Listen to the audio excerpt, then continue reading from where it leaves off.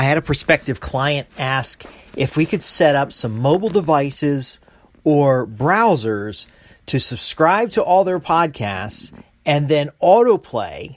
So they basically wanted to farm impressions on their videos and their audio. And I'm going to tell you why that's a super dumb idea. Hey, this is Justin Hitt from Ad Briefing's Copywriting Tips. So this prospective client writes and basically asks, over a short conversation, asks if we can set up some kind of multi-view or some kind of monitoring system is what they called it initially, to make sure their podcasts are delivered on the different channels. So for example, a podcast could be on iHeartRadio, Spotify, Reason, Deezer, Google Podcasts, Apple Podcasts. And their belief was that if we could ramp up the impressions on their video, first, to check to make sure the videos play. Second, really what they want to do is to ramp up the impressions on the video, that those impressions would make it more likely that their video would be recommended. Now, let me explain to you that that's not going to do anything valuable. Yes, more impressions may mean more recommendations, YouTube, for example.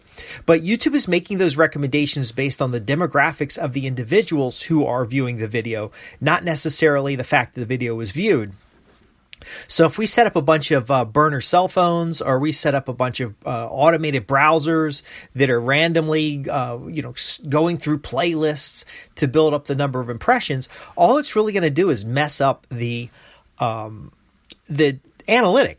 And it's going to give you a false impression of actual visitors, and it's not going to make meaningful recommendations to others who might want to listen to that podcast. And it's really a short-sighted view on marketing, showing me that the person doesn't understand how marketing works. Would a bigger mailing list make more of a difference in selling a product or service? Not necessarily, if the mailing list is not targeted, if it's not individuals who have an interest in what you want. It's just a short-sighted view, because what we're relying on is a connection with individuals who can make a buying decision. So if you're ramping up impressions just by running a playlist, I have seen legitimate reasons for this. Sometimes a doctor will have a playlist that plays in the lobby, and it has health information. It's establishing the credibility of the doctor, but that lobby it has people in it, and those people viewing the screen there are the intended audience. If your intended audience is devices or robots or spiders, there's no value in that. Now, there's nothing wrong with going to each of the podcast platforms and claiming ownership of your podcast, and then monitoring the quality of the content text and whether or not the feeds are updating regularly. So I know for my podcast, for example, it's syndicated on, I think, 15 different platforms. And some of those platforms I'll check in to see what the stats are on that platform. And because I'm evaluating it for advertising. I'm saying, look, if I'm naturally getting a lot of traffic on a particular platform like Spotify, is it worth me going in and doing targeted advertising to get additional subscribers in that platform? But more importantly, is that platform driving traffic to my main website and the offers on the website? See, we can do that. We can help you optimize your podcast, but do not ask me to set up robots and spiders for you, and don't do it. I know a lot of folks, they're impressed by the number of subscribers they have on their podcast, their YouTube channel, their social media followers. None of that matters. The real area you should be impressed with is how many names you have on your mailing list of individuals who raised their hand and said they're interested in what you have to offer. How many customers do you have? Those are the numbers that matter. Those are the numbers you can do something with. Now, if you go onto these platforms and you're just casually viewing and you're checking, you're kind of doing quality assurance, there's nothing wrong with that. You're not really going to boost the impressions, but I go as far as actually blocking all tracking scripts so that when my developers or myself are looking at content, we don't even count. We're not in that measure because we don't want to skew the demographics of actual real listeners who may have an interest or may identify a niche or a segment, and that's okay. So it's okay to have only 1,000 visitors on your website.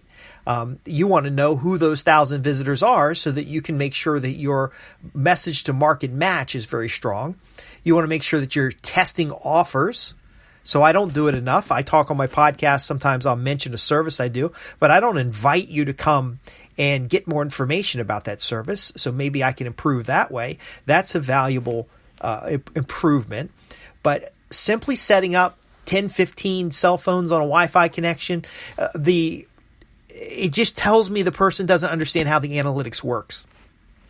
Now, if you'd like to learn more how the analytics works and how audience matching works, we can talk legitimately about that, but we have to talk about it in the context of accurate measures so you can make good business decisions. You want to know that you're getting a lot of visitors from a company. So a lot of my subscribers are inside organizations as employees. They're decision makers. They very often are in charge of marketing departments. They might have a small agency. They may have 2 or 3 people in the same site listening to my podcast over the same corporate network, and that shows up as only one IP address on my system. So I'm more concerned about, do I have my audience match cookies set up? Do I have my cookies and my goals set up correctly in Google Analytics? Because I want to measure actual human behavior, not simply the number of impressions. You will get an impression on a YouTube video if you just simply bring up the YouTube video and then close it really quick. That means nothing.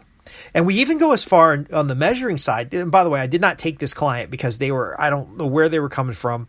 They just wanted stuff that's just not going to help them. I encourage them to join the podcast and listen, and we'll get these kinds of insights to them. But ultimately, you want to know what influences behavior. So if you've got a podcast that's 10 minutes long, you want to look at, did they listen to 80% of the podcast before dropping off? You don't want total number of impressions. That's meaningless. You could have people that just came in and didn't like your voice in the first 2 minutes and then closed it out. You want people that stayed past the 50% mark, past the 80% mark. You want content that picks up traffic before you start promoting it. You want, when you do have paid promotion, traffic that produces subscribers or produces actually leads on your mailing list. And I would argue that a lead on your mailing list is more valuable than a subscriber to a YouTube channel.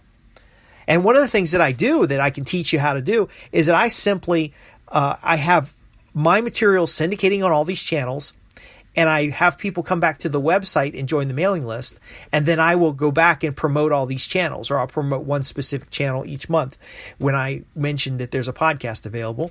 And that's if I don't have the show notes on my own website, which I will then send them back to my own website. Now, I know a lot of these platforms hate that. YouTube hates it when you take somebody off of their platform. So that's why I send people back to the platform periodically. I want to keep each of these platforms where I'm syndicating, building impressions, because each of these platforms have their own targeting system.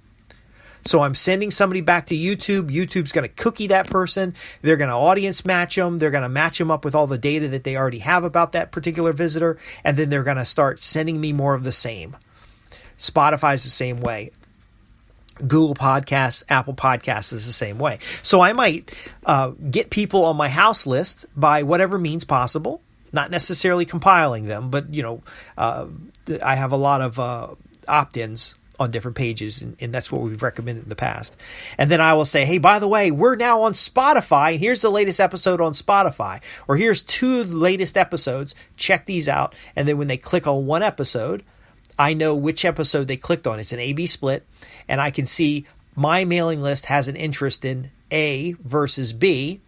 And then when they get on the other platform, that other platform's going to tag them and start making recommendations that puts them back on my own list. Can you see how that works? So if you're going to build something, build a web of valuable content that drives the visitors to offers. Okay, this is the most important part. And if they're not going to take the offer, the downsell is another piece of content so that we can better understand their interests. So you've already got them on your mailing list. Now you're going to start seeing whether they're interested in topic A or interested in topic B.